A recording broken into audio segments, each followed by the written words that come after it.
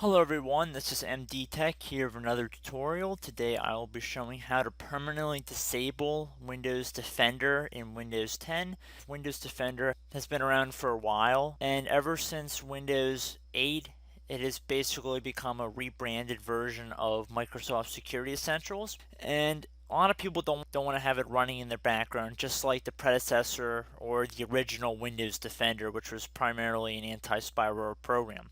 If you actually go into the system settings and you go under update and security, and then underneath the Windows Defender tab, and you disable real-time protection, it's really not going to permanently disable Windows Defender, because if you read into it a little bit, it says you can turn this off temporarily, but if it's off for a while, we'll turn it back on automatically.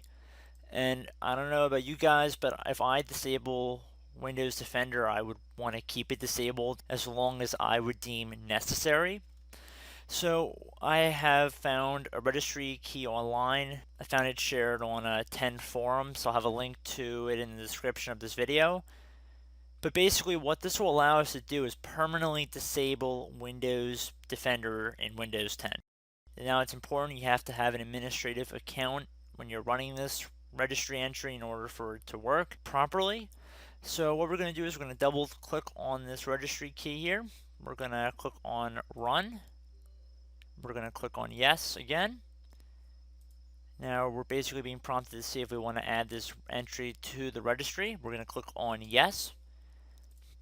So this key has been successfully added.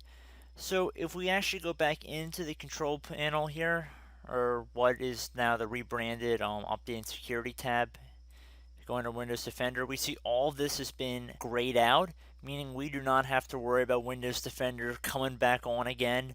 So that should be the least of our problems. And if we actually type in Windows Defender